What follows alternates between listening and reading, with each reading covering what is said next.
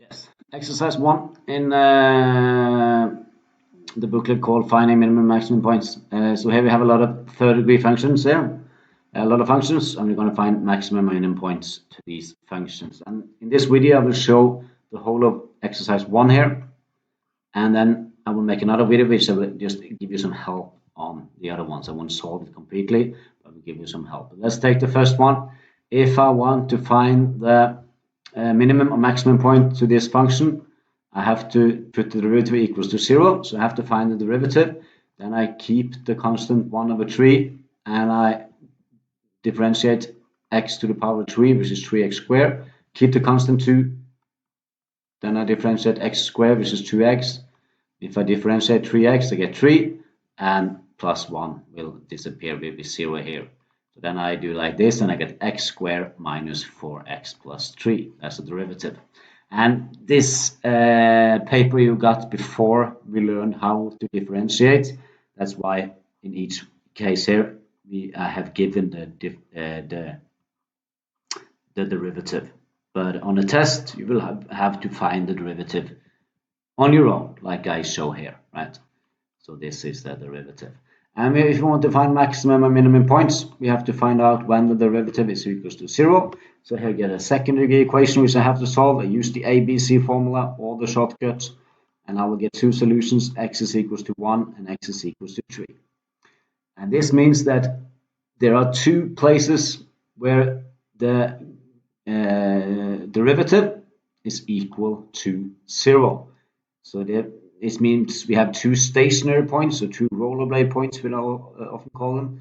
We have 2 points like this, either a maximum point, right? Here the rate of change is 0, or a minimum point like this. Here again, the rate of change is 0. Put on rollerblades and stand still, or a terrassepunkt like this.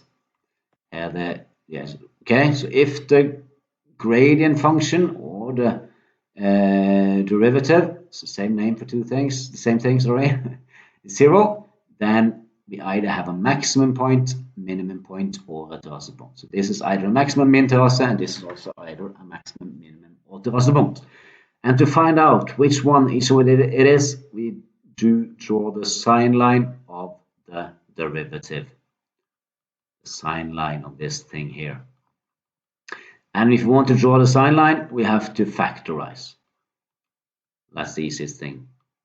And a second-degree function of three terms. To factorize this, we use the factorization formula a times x minus x1 times x minus x2.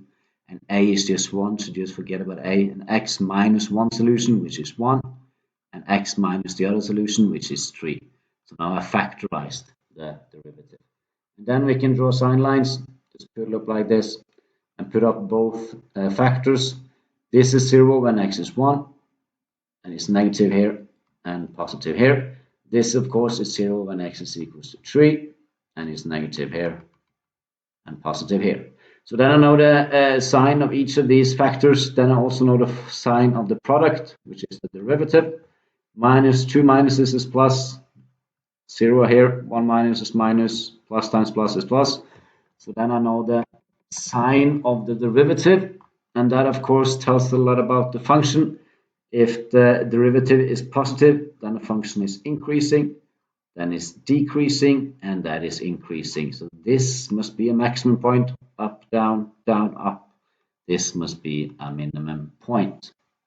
So that's the thing by drawing this sign lines here, is that I now know that this, I knew from here that this was either this or this or this, but now I see that is actually this. So I have a maximum point when x is 1. Up here I knew that this was either this or this or this, but now I know it is a minimum point, right?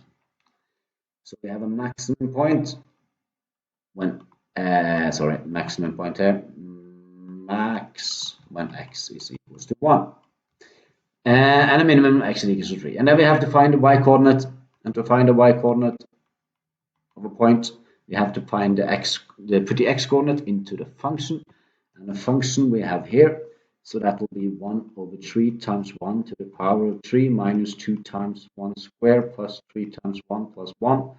And here we get some fractions. But I can first just add these together. Minus 2 this plus 3, that is 1 plus 1. So this will be 1 over 3 plus 2. Then I have to get common denominator, multiply by 3 up here.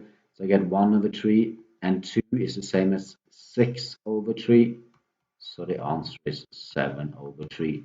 So the maximum point here is x equals to 1, sorry. X equals to 1 and y is equals to 7 over 3. So it takes some time to find max minimum points there. And then I also have to find the y coordinate of the minimum point. I know I have a minimum point when x is equals to 3. You see that?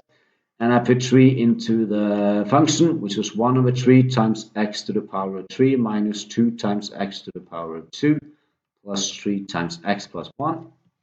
And we will get some fractions here as well. Probably no, because we get 3 to the power of 3, which is 27, divided by 3, that is 9, minus 9 times 2, which is 18, plus 9 plus 1, and this will be 1.